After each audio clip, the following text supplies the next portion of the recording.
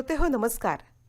संस्कृतीच्या पाऊलखुणा या कार्यक्रमात तुमचं स्वागत आणि निलिमा पटवर्धनचा नमस्कार. श्रोतेहो, प्राचीन भारतीय संस्कृती आणि पुरातत्वीय उत्खननं या विषयावर प्राध्यापक डॉक्टर वसंत शिंदे यांच्या इंद्रजित बागल यांनी घेतलेल्या मुलाखतीचा उत्तरार्ध आज प्रसारित करत आहोत. डॉक्टर वसंत शिंदे हे राखीगढी इथं सध्या सुरू असलेल्या उत्खननाविषयी बोलत आहेत. हे उत्खनन सिंधू संस्कृतीच्या कालनिश्चितीच्या दृष्टीने खूपच महत्त्वाचं मानलं जातं. ऐकूया डॉक्टर वसंत शिंदे त्याविषयी काय सांगतायत. संस्कृतीच्या पाऊलखुणा या कार्यक्रमाच्या आजच्या भागात प्राचीन भारतीय संस्कृतीबद्दल पुरातत्वीय उत्खननातून उपलब्ध पुराव्यांबाबत चर्चा करण्यासाठी आपल्यासोबत आहेत ज्येष्ठ पुरातत्वशास्त्रज्ञ, डेक्कन महाविद्यालय अभिमत विद्यापीठाचे माजी कुलगुरू आणि सध्या राष्ट्रीय समुद्री वारसा परिसराच्या मार्गदर्शक पदावर कार्यरत असलेले प्राध्यापक डॉक्टर वसंत शिंदे. सर, आकाशवाणीच्या स्टुडिओमध्ये आपले स्वागत. धन्यवाद. तर ह्या संस्कृतीतील राखीगढीमध्ये आपण भरपूर काम केलेलं आहे, तर त्या संशोधनाविषयी काय सांगाल? राखीगढीमध्ये आम्हाला एकतर या संस्कृतीचा जो सुरुवातीचा काळ आहे त्या काळावरती चांगला प्रकाश आम्ही पाडू शकलो. या संस्कृतीचा काळ सिंधू खोऱ्याच्यामध्ये जे काही साईट्स मिळतात त्या ठिकाणी जो काळ जातो तो जवळजवळ इसवी पूर्व 4000च्या दरम्यान मागे जातो. परंतु हाच काळ सरस्वतीच्या याच्यामध्ये विशेषतः राखीगढी या ठिकाणी जवळजवळ इसवी पूर्व 6000 वर्ष मागे जातो, म्हणजे 8000 वर्ष जुना आहे. तर हा एक महत्त्वाचा नवीन पुरावा या ठिकाणी मिळतो. दुसरा म्हणजे आम्ही नेहमी म्हणतो की जे नागरीकरण जे झालं ते त्यांचा जो अर्ली जो फेज आहे त्याच्यातूनच पुढे डेव्हलपमेंट होऊन त्याचं नागरीकरण झालं असावं असं आमचं म्हणणं होतं. तर त्या संदर्भात पुरावे नव्हते. तर ते पुरावे आम्ही की हे ट्रान्सफॉर्मेशन कसं झालं त्या संदर्भाचा पुरावा, अतिशय चांगला पुरावा आम्हाला राखीगढी आणि त्या भागामध्ये मिळतो. आणि तिसरी गोष्ट म्हणजे आम्ही या लोकांबद्दल माहिती नव्हती की हरप्पन लोक कोण होते. त्याच्यामध्ये विद्वानामध्ये मतभेद होते. काहींचं म्हणणं की कदाचित हे लोकल इथलेच लोक होते, काहींचं म्हणणं की कदाचित ते बाहेरून आले वगैरे. तर जोपर्यंत या लोकांचा DNA मिळत नाही तोपर्यंत या लोकांवरती सांगणं कठीण होतं सायंटिफिकली. आणि DNA आम्ही राखीगढीमध्ये मिळवला हरप्पन लोकांचा, आणि त्या DNAवर आम्ही सांगू शकलो की हे लोकच होते, त्यांनीच डेव्हलपमेंट केली. तर हा एक तिसरा महत्त्वाचा पुरावा किंवा उपलब्धी आम्ही म्हणू शकतो. तर तुम्ही DNA बद्दल बोलला, तर तो म्हणजे कशातून मिळवला? त्यांच्या सांगाड्यातून. साधारण किती सापळे वगैरे सापडले होते? आम्हाला जवळजवळ आम्ही त्यांची दफनभूमी वेगळीच होती. त्या दफनभूमीमध्ये उत्खनन करून आम्ही जवळ 60 सांगाड्यांचं आम्ही उत्खनन केलं होतं. आणि इथली परिस्थिती म्हणजे भारतामधली परिस्थिती DNA प्रिझर्वेशनसाठी योग्य नाही आहे. पण असं असूनसुद्धा आम्हाला 5 ह्याच्यामध्ये DNA मिळाला. आम्ही एक नवीन टेक्निक डेव्हलप केली. कानाच्या खालचं एक पेट्रस बोन असतं, ते बोन फार पोटेंट असतं याच्यासाठी DNAसाठी. तर तो आम्हाला शोध लागला. आम्ही त्यातून एक्सट्रॅक्ट करून मग 5 ह्याच्यामध्ये आम्हाला DNA मिळाला. आणि मग तो पुढे आम्ही अनालिसिस करून सिक्वेन्सिंग करून त्याचा आम्ही रिझल्ट जगापुढे मांडलं. सध्या जी भारतामध्ये लोक राहत आहेत त्यांचा DNA आणि राखीगढीमध्ये मिळालेल्या लोकांचा DNA यांच्याशी तुलना करता तुम्हाला काही साधर्म्य फरक जाणवला का? याच्यामध्ये एक महत्त्वाचा जो प्रकाश आम्ही पाडू शकलो या संदर्भात संशोधनाद्वारे की जवळजवळ इसवी सन पूर्व 10,000च्या दरम्यान जे हंटर गॅदर्स होते, विशेषतः नॉर्थ वेस्ट भागामध्ये कुठेतरी असावं ते, त्यांचे 2 भागामध्ये 2 टोळीमध्ये रूपांतर झालं. एक टोळी इराणमध्ये गेली आणि एक टोळी आली भारतामध्ये, म्हणजे भारतीय उपखंडामध्ये. तर भारतीय उपखंडामध्ये जी टोळी आली ती आपली त्यांचं एक डिस्टिंक्ट असं जेनेटिक हिस्ट्री निर्माण होत गेली त्यांची. आणि आम्हाला दिसलं की तीच हिस्ट्री हरप्पन लोकांमध्ये सुद्धा आली ती. आणि नंतर मग आम्ही काही जे सध्याचे लोक आहेत त्यांचासुद्धा DNA आम्ही तपासला आणि त्याच्यामध्ये संपूर्ण भारतीय उपखंडातल्या लोकांचा आम्ही समावेश केला. विशेषतः हैदराबादमध्ये CCMB जे ठिकाण आहे त्या ठिकाणी संपूर्ण लोकांचा, म्हणजे भारतीय उपखंडातल्या सगळ्या लोकांचा DNA तिथं उपलब्ध आहे. आणि वेगवेगळ्या ग्रुपमधल्या लोकांचा, म्हणजे रिलिजन वेगळं असलं तरी त्यांचा आम्ही हे केलेलं आहे, त्याच्यामध्ये समावेश केलेला आहे. किंवा त्यांची कास्ट वेगळी असेल तरी आम्ही समावेश केलेला आहे. आणि त्याच्यामध्ये आम्हाला दिसलं की त्यांच्यामध्ये जवळजवळ 25 ते 30% हरप्पन लोकांचा DNA अजूनसुद्धा दिसतोय. आणि अंदमानपासून तर ते आपल्या काश्मीरपर्यंत आणि अफगाणिस्तानपासून तर बेंगॉलपर्यंतच्या लोकांमध्ये हरप्पन लोकांचा DNA दिसतोय. याचाच अर्थ आपण एक हरप्पन लोकांची जी वंशावळ होती ती कंटिन्यू झालेली दिसते आणि आपणच लोक हरप्पन लोकांचे वंश आहोत हे त्याच्यावरून स्पष्ट होतं. आणि ते तुम्हाला सांगितलं की हरप्पन लोकांचा प्रभाव भारतीय उपखंडातल्या बऱ्याचशा संस्कृतीवर होता आणि मोठ्या प्रमाणात ते मिक्सिंग होत गेलं, त्याच्यामुळे हे पसार होत गेला असं आम्हाला दिसतं त्याच्यावरून. आजकालसुद्धा काही विदेशी आणि आपल्या देशातील देखील विद्वान आणि विचारवंत आर्य आक्रमण सिद्धांत किंवा ज्याला आपण इंग्लिशमध्ये आर्यन इन्व्हेजन थेरी म्हणतो त्याचा उल्लेख आपल्या लेखांमध्ये भाषणांमध्ये करतात. आणि काही ठराविक लोक हे बाहेरून आलेले आहेत व काही ठराविक लोक हे इथले मूळचे आहेत आशयाची पण विधाने केली जातात. तरी या आर्यन इन्व्हेजन थेरीचा उगम कोणी कधी केला याच्या समर्थनार्थ काही पुरातत्वीय पुरावे भारतात किंवा भारताबाहेर आढळलेले आहेत का? आणि तुम्ही जे संशोधन केलं तर त्यावरून याबाबतीत काय निष्कर्ष निघतो? सुरुवात ही साधारण 1836मध्ये झाली. म्हणजे मॅक्स मुलरनी आपल्या जेव्हा ग्रंथांचा अभ्यास सुरू केला, विशेषतः ऋग्वेदाचा, त्यावेळी त्यांच्यामध्ये आर्य हा शब्द आला, त्याच्यात एक वाचनामध्ये आला आणि त्यांना वाटलं की आर्य ही कदाचित टोळी असावी, त्याचं त्यांनी आर्यन केलं. आणि ते लोक फार ॲडव्हान्स होते असं याच्यावर ग्रंथामध्ये त्यांचं वर्णन दिसतं. आणि पूर्वी समज म्हणजे विशेषतः युरोपियन लोकांचा समज होता की भारतीय लोक इतके ॲडव्हान्स नसावेत. त्यांचा समज आहे की हे मागासलेले लोक आहेत, एक बार्बरिक लोक असावेत. त्यामुळे साहजिकच त्यांनी म्हटलं की आर्य हा शब्द येतो, आर्यने ही टोळी होती असं त्याचं म्हणणं होतं आणि ही टोळी बाहेरून आल्याशिवाय असं म्हणणं. ते युरोपमधून किंवा सेंट्रल एशियातून लोक भारतामध्ये आली असं विधान त्यांनी मांडलं. त्याला कोणता पुरावा नव्हता, बाकी कोणता पुरावा नाही त्यांनी निर्माण केला नाही किंवा त्या संदर्भात त्यांनी कधी गोष्टी केल्या नाहीत. आणि नंतर मग बरेचसे जे भारतीय इतिहासकार विद्वान होते त्यांनीसुद्धा तेच फूटस्टेप त्यांनी फॉलो केली. 2006पर्यंत कुणी या संदर्भात पुरावा निर्माण करण्याचा प्रयत्न कुणी केला नाही या संदर्भात. फक्त त्यांचा एक हायपोथेसिस होता आणि त्या बेसिसवरती ते इतिहासामध्ये मांडलं गेलं आणि ते लोकांनी ॲक्सेप्ट केलं होतं. 2006मध्ये मी जेव्हा म्हणजे सरस्वतीच्या खोऱ्यामध्ये जेव्हा काम सुरू केलं, याच्या अगोदर मी एक फरमाना म्हणून साईट होती त्या ठिकाणी उत्खनन केलं. त्या ठिकाणीसुद्धा माझा उद्देश होता की या लोकांचा DNA मिळवून ह्या लोकांबद्दल माहिती मिळवणं. तर त्या ठिकाणी आम्हाला यश आलं नाही. नंतर आम्हाला राखीगडीमध्ये यश आलं. तर आम्हाला आता प्रत्यक्ष DNA मिळावे. DNA सगळ्यात महत्त्वाचा आणि सगळ्यात शास्त्रीय पुरावा मानला जातो. तो मिळाल्यानंतर आता लोकांना कळलेलं आहे की हा एक शास्त्रीय पुरावा आहे, त्याला आपण नकारू शकत नाही. आणि या पुरावा आम्ही जगापुढे मांडल्यानंतर संपूर्ण जगाने हे ॲक्सेप्ट केलेलं आहे. अजूनसुद्धा काही लोक आहेत की त्यांचे प्री कन्सिव्ह नोशन आहेत ते काही त्याच्यातून बाहेर पडू शकत नाहीत. त्या एक गोष्ट आहे. दुसरे म्हणजे जे काही विधानं येतात ती बरीचशी विधानं हे नॉन आर्किओलॉजिस्ट किंवा नॉन सायंटिस्टकडून येत आहेत. बरेचसे जे स्वतःला सायंटिस्ट समजतात अशाकडून येत आहेत. परंतु हे मी सांगतोय 2019मध्ये जेव्हा आमचं संशोधन पब्लिश झालं शेल म्हणून जर्नलमध्ये, की जगामध्ये टॉप 3 जर्नलमध्ये ते एक आहे. आणि 2019मध्ये त्यांची एक चायनामध्ये एक इंटरनॅशनल कॉन्फरन्स ऑन जिनोमिक्स त्यांची एक संघटना आहे. दरवर्षी ते कॉन्फरन्स करतात. तर 2019ची कॉन्फरन्स त्यांची चायनामध्ये होती आणि त्यामध्ये त्यांनी 9 ब्रेक थ्रू रिसर्च आयडेंटिफाय केले जगामध्ये. त्याच्यामध्ये राखीगडीचा समावेश होतो.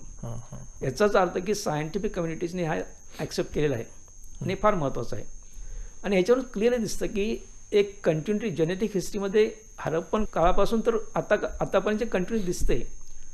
जर बाहेरून कोण लोक आले तर त्याच्यामध्ये ही कंटिन्यू दिसली नसती. दुसरी गोष्ट म्हणजे बाहेरून जर कोण लोक आली असती तर त्यांनी आपल्या संस्कृतीचे वैशिष्ट्य या ठिकाणी आणले असते. तसा सुद्धा पुरावा मिळत नाही. आर्किओलॉजिकल याच्यामध्ये पुरावा मिळत नाही, जेनेटिक हिस्ट्रीमध्ये पुरावा मिळत नाही. त्यामुळे हे विधान चुकीचं होतं किंवा एक मायथॉलॉजिकल मीथ होतं हे स्पष्ट होतं. सायंटिफिक जो पुरावा आहे त्याच्यावरून स्पष्ट दिसतं की लोकांचे संबंध होते, परंतु या ठिकाणची जी काही वंशावळ होती ती वंशावळ कुठे ब्रेक झालेली नाही किंवा त्याच्यामध्ये नवीन अशी भर पडलेली नाही हे स्पष्ट होतं. तर याच्यावरूनच की आर्यन बाहेरून आले हे चुकीचं आहे. जर त्याने आले आणि इथल्या लोकांना मारून नवीन वंशावळ निर्माण केली असं म्हणत असेल तर ते चुकीचं आहे. थोडक्यात आपण असं म्हणू शकतो की वसाहतवादाच्या समर्थनार्थ एक काल्पनिक सिद्धांत काल्पनिक एक्झॅक्टली काल्पनिक सिद्धांत आणि जे लोक निर्माण केला गेला. एक मिनिट सांगतो की जे लोक स्वतः अशा प्रकारचे संशोधन करू शकत नाहीत तेच लोक अशा प्रकारची विधानं करतायत. सध्याचं जे भारतातील समाज जीवन आहे, विशेषतः ग्रामीण भागातील समाज जीवन आणि सिंधू संस्कृतीतील लोकांचे जे समाज जीवन होते, तर त्यामध्ये तुम्हाला काय साम्य आढळते? प्रचंड म्हणजे गेली 5,000 वर्षाची एक परंपरा आपण पुढे चालू ठेवलेली आहे हे दिसतं. विशेषतः राखीकडीमध्ये जेव्हा आम्ही गावामध्ये फेरफटका मारतो तेव्हा मला दिसतं की कदाचित मी हरप्पन गावामध्ये फिरतो आहे. म्हणजे राखीगडीतले सध्याचे रस्ते त्यांचं जर डायमेन्शन पाहिलं तर अगदी हरप्पन लोकांच्या डायमेन्शनसारखं आहे. त्यांचा जर घराचा प्लान पाहिला आता तो अगदी हुबेहूब हरप्पन लोकांच्या घराच्या प्लानसारखंच आहे. सध्या ते सुद्धा मातीचे भांडी बनवतात सध्याची लोक. तुम्ही त्या हरप्पन लोकांची मातीची भांडी आणि सध्याची लोकांची भांडी जर ठेवली तर तुम्हाला ओळखू येणार नाही की हरप्पन कोणतं आहे आणि आत्ताचं कोणतं आहे. इतके साम्य आहे त्याच्यामध्ये. अच्छा. नंतर तंदूर चिकनची जी कल्पना आहे ती हरप्पन लोकांची कल्पना ती ह्या भागामध्ये मोठ्या प्रमाणात दिसते. हो, अच्छा. इंडियन करी मी सायंटिफिकली आम्ही प्रूव्ह केली की इंडियन करीची सुरुवात ही हरप्पन कामामध्ये झाली आहे. ती परंपरा अजून सुद्धा टिकून आहे. बऱ्याचशा गोष्टी नमस्ते ट्रेडिशन आहे किंवा योगा ट्रेडिशन जे आहे ते हरप्पन लोकांनी ती सुरू केली होती. इव्हन ॲग्रिकल्चरची पद्धत आहे, शेती करण्याची पद्धत, त्याच्यामध्ये सुद्धा काही बदल झालेला दिसत नाही. सिंधू संस्कृतीत काही मुद्रा सापडल्या होत्या, हां, तर त्यावरील लिपी अजून वाचता आलेली नाही. त्याविषयी अलीकडच्या काळात काही संशोधन समोर आलेले आहे? एक म्हणजे 2005 एक पेपर पब्लिश झाला होता, एक अमेरिकन स्कॉलर्सनी पब्लिश केला होता. त्याच्यामध्ये त्यांनी स्पष्ट म्हटलं की हरप्पन्स वेअर इलिटरेट. ओके. आणि त्यांच्याकडे लिपी नव्हती, त्यांच्याकडे भाषा नव्हती असं त्यांचं म्हणणं होतं. हरप्पन लिपी आम्ही वाचू शकत नाही सध्या नक्कीच. कारण एकतर हरप्पन लिपी एकदम वेगळी आहे. समकालीन ज्या लिप्या होत्या त्यांच्याशी काही साम्य दिसत नाही. त्यामुळे एक स्टार्टिंग पॉईंट जो पाहिजे तो मिळत नाही आम्हाला. परंतु तो पेपर पब्लिश झाल्यानंतर ह्या लोकांची लिपी होती का नाही होती या संदर्भात संशोधन सुरू झालं, विशेषतः Tata institute of fundamental research. आणि त्या ठिकाणी संशोधन करून हे स्पष्ट झालं की या लोकांची लिपी नक्की होती. कारण त्यांना एक पॅटर्न मिळतो त्या ठिकाणी. तर लिपी होते हे स्पष्ट आहे, त्यांची भाषा होती हे स्पष्ट आहे. परंतु ते वाचन न झाल्यामुळे त्यांची लिपी काय होती किंवा त्यांची भाषा काय होती याच्याबद्दल सांगणं फार कठीण आहे. परंतु माझं मत असं आहे की लिपीबद्दल नक्कीच काही म्हणू शकत नाही, परंतु त्यांची भाषा जी आहे तर मी म्हणतो की हरप्पन लोकांनी जे काही परंपरा सुरुवात केल्या त्याच परंपरा अजूनसुद्धा चालू आहेत. तर कदाचित त्यांनी संस्कृतचा अर्ली फॉर्म त्याची सुरुवात केली असावी, संस्कृत भाषा बोलायला सुरुवात केली असावी त्यांनी. अच्छा. आणि तीच भाषा पुढे कंटिन्यू झाली असावी असं माझं मत आहे. त्याला सायंटिफिक पुरावा नाही, परंतु हे माझं मत आहे. आणि त्या संदर्भात आता संशोधनसुद्धा चालू आहे या संदर्भात. काही जण त्या लिपीला दक्षिण भारतातील भाषांशी जोडून सांगतात. यामध्ये कितपत तथ्य आहे किंवा त्याविषयी काही पुरावे आहेत का? ते एक त्यांचा अंदाज आहे खरं. मी कदाचित हरप्पामध्ये जे काही आपल्याला हे मिळतात ना, काही मूर्ती मिळाल्यात, मानवी मूर्ती. अच्छा. तर त्या ह्याच्यामध्ये काही जे हावभाव दाखवले किंवा त्यांचे जे काही शरीरयष्टी दाखवले ती साऊथ इंडियन किंवा नॉन पंजाबी लोकांशी जास्त मिळते. तर कदाचित असं त्यामुळे काही विचारणार की हे कदाचित दक्षिण भारतामध्ये ज्याला आपण द्रविडियन म्हणतो तर त्या लोकांचं कदाचित हे रिप्रेझेंटेशन असावं, याचाच अर्थ ते लोक द्रविडियन होते असं मानलं जातं. पण त्याला काही पूर्ण दुसरा काही आधार नाही. एकतर जो पुरावा मला मिळतो राखीगडीमध्ये तर सोकाळ द्रविड लोक आणि सोकाळ आर्यन लोक म्हणजे जे उत्तर भारतामध्ये राहतात त्यांना आपण आर्य समजतो. तर दोघांचा जो उगम आहे हा एकच आहे, दोघांची वंशावळ एकच आहे.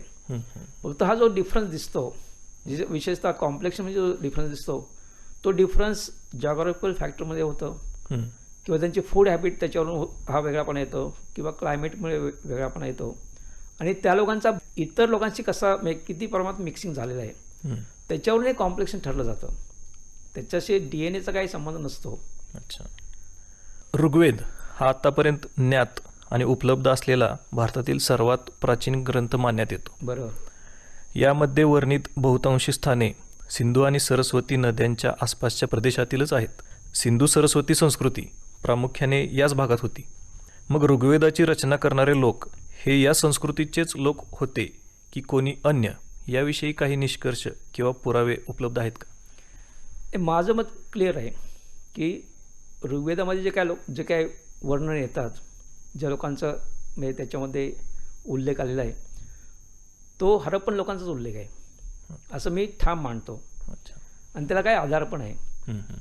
एकतर ऋग्वेदामध्ये वारंवार सरस्वतीचा उल्लेख येतो. सरस्वती आयडेंटिफाय केली आहे की जी हिमालयाचा जो पायथा आहे शिवालिक्स, तिथून ते उगम पावते. हम्म. पंजाब, पूर्ण हरियाणा, काही भाग राजस्थानच्या ह्याच्यामध्ये वाहत पुढे पाकिस्तानमध्ये जाते. तर ह्या नदीला सध्या घग्गर नदी म्हणतात. हम्म. आणि ती नदी जेव्हा पाकिस्तानमध्ये जाते त्याला हाकरा म्हणतात. आणि तीच नदी खाली कच्छमध्ये पुन्हा खाली येते आणि समुद्रामध्ये मिळते. तर ह्या नदीचा कोर्स आयडेंटिफाय करण्यात आलेला आहे.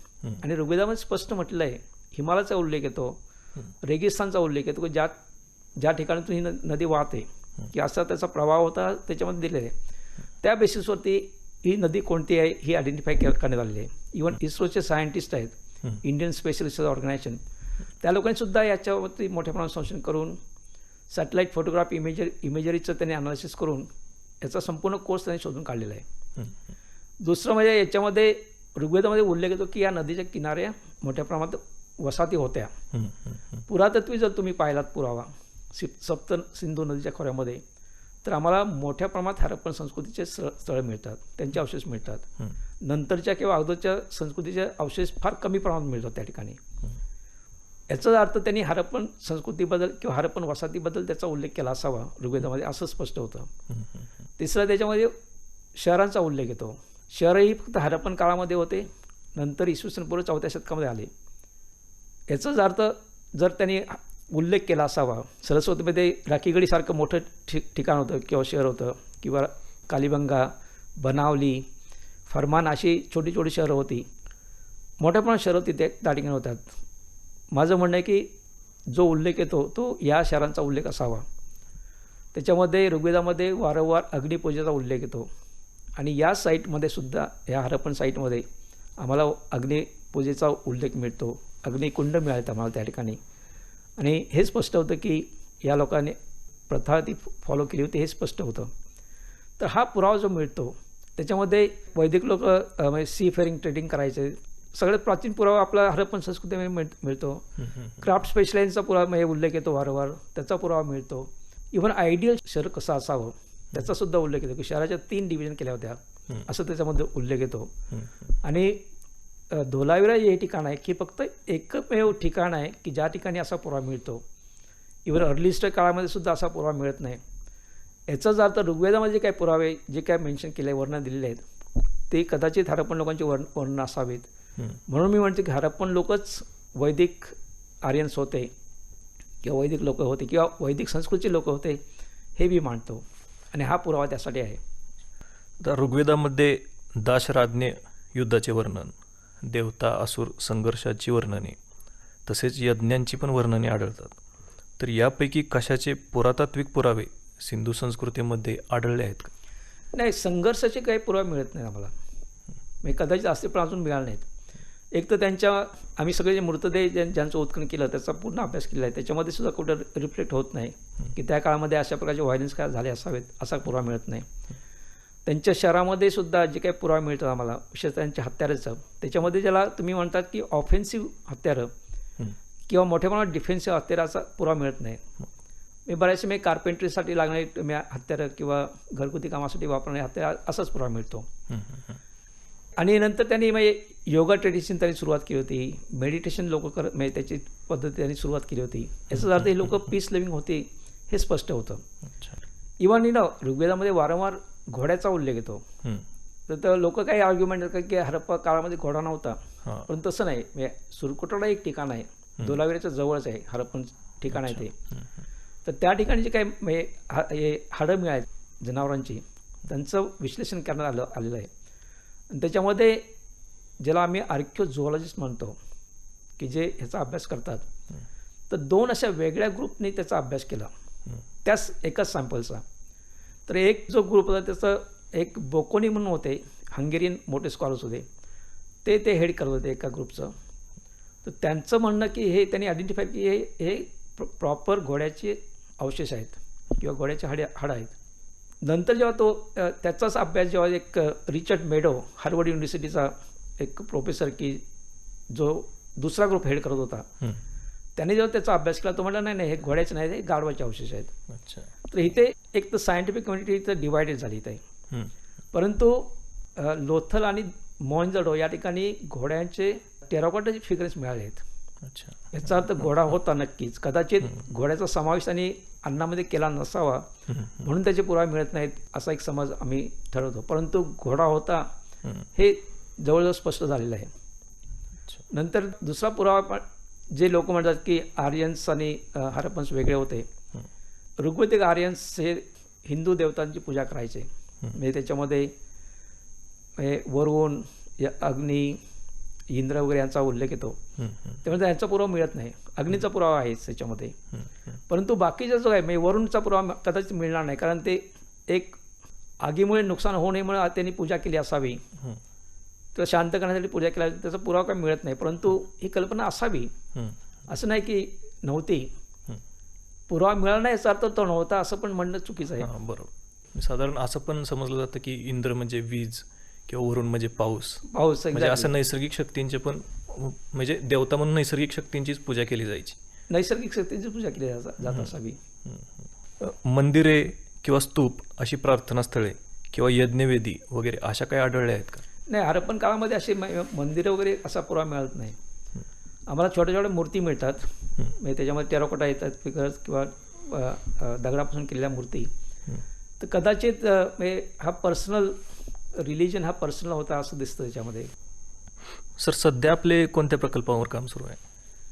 सध्या राखीगडी या ठिकाणी एकतर आम्ही जे संशोधन सुरू केलं आहे त्याची सुरुवात आहे खरं. तर ते मोठ्या प्रमाणात संशोधन वाढवायचं आहे मला ते संशोधन. नंतर भारतामध्ये अशा प्रकारची सुविधा निर्माण करणं आवश्यक आहे की ज्या ठिकाणी विद्वान त्या ठिकाणी जाऊन काम करू शकतात त्यांना फॅसिलिटी मिळू शकेल असं एक सेंटर करण्याचा प्रयत्न चालू आहे. तिसरं म्हणजे राखीगडी आम्ही राखीगडीचा इतिहास लोकांपुढे मांडलेला आहे. परंतु लोकांनी तिथं त्या ठिकाणी जावं प्रत्यक्ष पुरावे पाहावेत. तर त्या दृष्टीने गव्हर्नमेंट ऑफ इंडिया आम्ही प्रयत्न करत आहोत की ती साईट एक टुरिझम पॉईंट ऑफ व्ह्यूने डेव्हलप झाली पाहिजे. तर त्या ठिकाणी आम्ही काय उत्खनन करून जे काय अवशेष मिळते ते तसे प्रिझर्व करून ते लोकांपुढे आम्ही मांडण्याचा प्रयत्न करू. जे काय अवशेष आम्हाला मिळालेत तर ते अवशेष त्या गावामध्येच राहिले पाहिजेत. त्यासाठी एक संग्रहालय झालं पाहिजे. तर एक डेव्हलपमेंट जर टुरिझम पॉईंट ऑफ व्ह्यूने जर डेव्हलपमेंट झाली तर त्यामध्ये दोन गोष्टी. एक तर तो हेरिटेजचा जो साठा आहे तो त्या ठिकाणी राहू शकतो. वेगळ्या ठिकाणचे लोक येऊन त्याचा अभ्यास करू शकतात. टुरिस्ट त्या ठिकाणी येऊ शकतो. तसं जर झालं तर त्या ठिकाणचं डेव्हलपमेंटसुद्धा होऊ शकेल. इकॉनॉमिक डेव्हलपमेंट त्या ठिकाणचं होऊ शकेल. त्याचा फायदा लोकांनासुद्धा होऊ शकेल. तर त्या प्रकारचे अशा प्रकारचे प्रयत्न प्रत्येक इम्पॉर्टंट आर्किओलॉजिकल साईटवरती झालं पाहिजेत असं माझं म्हणणं आहे. आणि त्या दृष्टीने आम्ही प्रयत्न राखीगडीमध्ये करत आहोत. पुरातत्वीय उत्खननाचे कार्य आणि त्याचे निष्कर्ष यांकडे युवा पिढीने कसे पाहिले पाहिजे आणि त्याचा देशाच्या उज्ज्वल भविष्याच्या दृष्टिकोनातून काय फायदा किंवा कशी मदत होऊ शकते? पुरातत्व पुरावे फार महत्त्वाचे आहेत. जर लोकांना तुम्हाला कन्व्हिन्स करायचे असतील तर पुरावे दाखवणं आवश्यक असतं. तर हे पुरावे आहेत ते जगापुढे मांडणं आवश्यक असतं. आता सध्याच्या परिस्थितीमध्ये असं होतं की आम्ही उत्खनन करतो, आम्ही त्याच्यावर संशोधन करतो आणि ते पुस्तकामध्ये लिहितो की जे कोण वाचत नाही. तर यामध्ये मोठ्या प्रमाणात आता जर मीडियाचा उपयोग करून मोठ्या प्रमाणात ही माहिती लोकांपर्यंत पोहोचणं आवश्यक आहे. त्याच्यामध्ये पॉप्युलर रायटिंग करणंसुद्धा आवश्यक आहे. लोकांना तुम्ही जर रिसर्च रायटिंग केलं तर कदाचित कळणार नाही लोकांना. त्याच्यामध्ये इंटरेस्ट दाखवणार पण नाही. तुम्ही जर जास्त पॉप्युलर याच्यामध्ये जर लिहिलं तर ते होऊ शकतं. तिसरी गोष्ट म्हणजे युवा पिढी त्याच्यामध्ये एक इन्व्हॉल्वमेंट करून घेणं आवश्यक असतं की एक त्यांना एक इंटरेस्ट त्याच्यामध्ये निर्माण झाला पाहिजे. आणि जो नवीन पुरावा जो काय पुढे येत आहे आम्ही जे पब्लिश करतो आहे ते सगळं त्या पाठ्यपुस्तकामध्ये येणं आवश्यक आहे. तर त्या दृष्टीने सरकार आणि जे संशोधक आहेत त्यांनीसुद्धा याच्यामध्ये प्रयत्न करून ही नवीन माहिती लोकांपुढे येण्याची गरज आहे. आतासुद्धा इतिहासामध्ये फक्त हरप्पा आणि मोहनजोदडोच फक्त या दोन साईटचा उल्लेख येतो. त्याच्यामध्ये राखीगडीचा उल्लेख येत नाही जास्त, धोलावीराचा उल्लेख येत नाही कारण त्याची माहिती अजून टेक्स्टबुकमध्ये आलेली नाही. तर अशा प्रकारचे प्रयत्नसुद्धा करणं आवश्यक आहे. आणि फक्त इतिहास लिहिणं हा एक उद्देश नसावा. तर त्याचा समाजामध्ये त्याचा रिलेव्हन्स त्याचं महत्त्व काय आहे हे त्यांना पटवून देणं आवश्यक आहे. आणि त्याचा समाजाला फायदा कसा होऊ शकेल अशा प्रकारच्या संशोधनाचा ते सुद्धा करणं आवश्यक आहे. तरच ती युवा पिढी याच्यामध्ये ओढली जाईल. त्याचं महत्त्व कळेल आणि मग या विषयाला मोठ्या प्रमाणात चालना मिळू शकेल. सर, आज आपण आपल्या व्यस्त कार्यामधून वेळ काढून पुणे आकाशवाणीच्या स्टुडिओमध्ये आलात.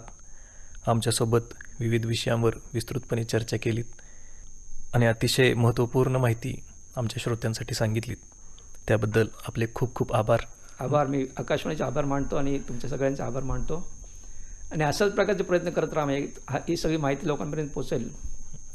मी नेहमी मानतो की गणित आलं नाही तरी काय मला फरक पडत नाही, केमिस्ट्री आली तर फरक पडेल, पण मला जर माझ्या संस्कृतीचं माहिती नसेल तर मोठा फरक पडू शकतो. अगदीच. तर हा विषय प्रत्येकाने माहिती त्याची जाणीव करून घेणं आवश्यक आहे.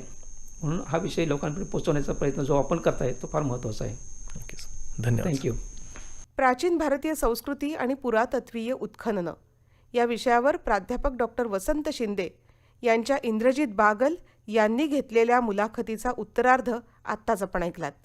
आजचा कार्यक्रम इथे समाप्त करण्याची निलिमा पटवर्धनला अनुमती द्या. नमस्कार.